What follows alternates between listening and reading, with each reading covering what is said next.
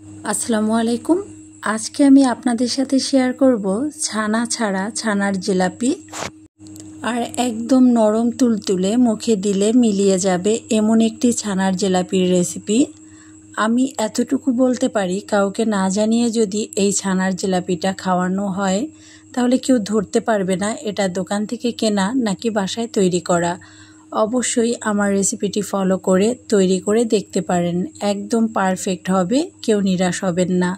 তো চলুন পুরো রেসিপিটি দেখে নেওয়া যাক। প্রথমে শিরাটা তৈরি করে নেব। এই জন্য চুলায় একটা প্যান বসিয়ে এর মধ্যে দিয়ে দিলাম 1 কাপ পরিমাণের চিনি আর দিয়ে দিচ্ছি 1.5 কাপ পরিমাণের পানি। এই শিরাটা কিন্তু ঘন হবে না, এটা পাতলা একটা শিরা হবে। দিয়ে দিলাম 2টা এলাচ। এবার আমি চুলার আঁচটা মিডিয়ামে রেখে চিনিগুলোকে নেড়ে চেড়ে গলিয়ে নেব।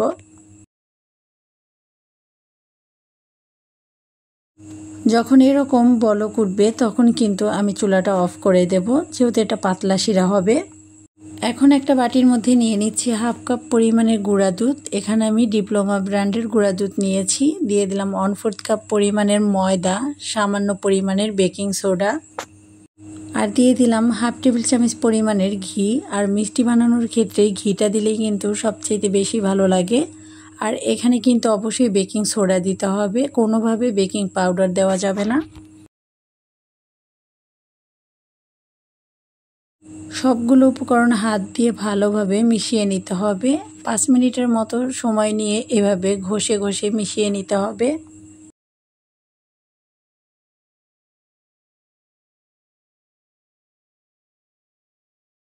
যখন দেখবেন হাতের মধ্যে এভাবে মুঠ করে নেওয়া যায় তখন বুঝতে হবে যে এটা মেশানো হয়ে গেছে।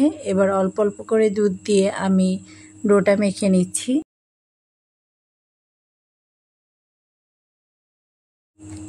এখানে কিন্তু একসাথে বেশি দুধ দেওয়া যাবে না, তাহলে খুব বেশি পাতলা হয়ে যাবে। তো অল্প অল্প করে দিয়ে এই ডোটা মেখে নিতে হবে।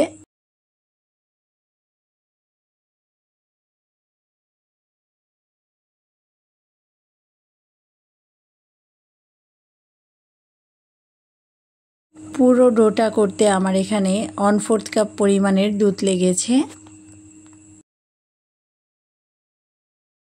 5 মিনিটের জন্য ডোটাকে রেস্টে রেখে দিচ্ছি। তো 5 মিনিট পরে কিন্তু ডোটা অনেকটা সেট হয়ে গেছে। যেহেতু একটু পাতলা করে মেখে নিতে হবে, রেস্টে রাখলে কিন্তু এটা পুরোপুরি ঠিক হয়ে যাবে। তো এবার আমি কিছুটা ডো হাতের মধ্যে নিয়ে নিচ্ছি। এবার একটা বোর্ডের উপরে নিয়ে আমি হাত দিয়ে এইভাবে লম্বা করে নেব। দেখিয়ে দিচ্ছি কিভাবে জিলাপির প্যাঁচটা দিবেন। তো এখানে কিছুটা পানি লাগিয়ে নিচ্ছি, তারপরে আমি এটাকে এইভাবে ঘুরিয়ে আটকিয়ে নিচ্ছি। আর এটা কিন্তু খুবই সহজ একটা ডিজাইন, দেখেই পেরে যাবেন। তো এটা আসলে বলে বোঝানোর কিছু নাই। তো এভাবে আমি ডিজাইনটা করে নিচ্ছি। মাঝ বরাবর এভাবে একটু চাপ দিয়ে লাগিয়ে নেব যাতে করে খুলে না যায় ভাজার সময়। তো একটা কিন্তু বানানো হয়ে গেছে, একইভাবে সবগুলো বানিয়ে নিয়েছি। এবার আমি ভেজে নেব। ভাজার জন্য চুলায় একটা প্যানে পরিমাণ মতো তেল হালকা গরম করে নিয়েছি। হাতে সহ্য হয় এরকম গরম করে নিয়ে এই জিলাপিগুলো দিয়ে দিতে হবে।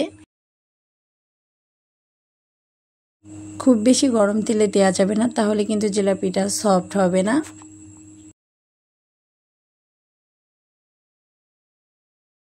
প্রথম অবস্থায় চুলার আঁচটা মিডিয়াম থেকে একটু লোতে রাখতে হবে। আর এটা কিন্তু বেশি নাড়াচাড়া করার দরকার নেই, এভাবে একটু ঘুরিয়ে দিলেই কিন্তু এটা আস্তে আস্তে করে এমনিতেই ফুলতে থাকবে।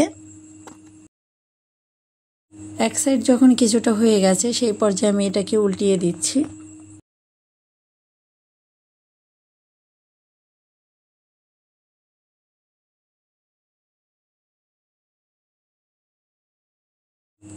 এবার আমি উল্টে পাল্টে দুই পাশেই কিন্তু খুব ভালো করে ভেজে নেব।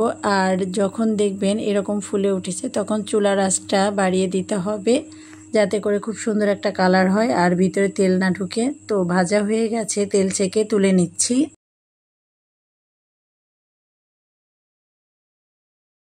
এবার আমি শিরার মধ্যে দিয়ে দেব। তো শিরাটা আমি চুলার উপরে দিয়ে একটু গরম করে নিচ্ছি। আর যখন দেখবেন হাতের মধ্যে সহ্য হয়, ধরতে পারেন মিষ্টি, তখন কিন্তু শিরায় দিতে হবে। খুব বেশি গরম থাকা অবস্থায় মিষ্টি যদি শিরার মধ্যে দেন তাহলে কিন্তু চুপসে যাবে। তো এই জন্য হাতে সহ্য হয় এরকম গরম থাকা অবস্থায় দিয়ে দিতে হবে।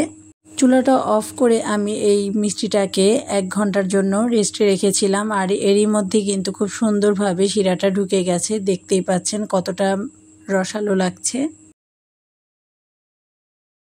আমি একটা মিষ্টি আপনাদেরকে কেটে দেখিয়ে দিচ্ছি যে কতটা পারফেক্ট হয়েছে। দেখতেই পাচ্ছেন শিরাটা কিন্তু খুব ভালোভাবে এই জিলাপির মধ্যে ঢুকে গেছে, আর এটা কিন্তু অনেক বেশি সফট হয়েছে।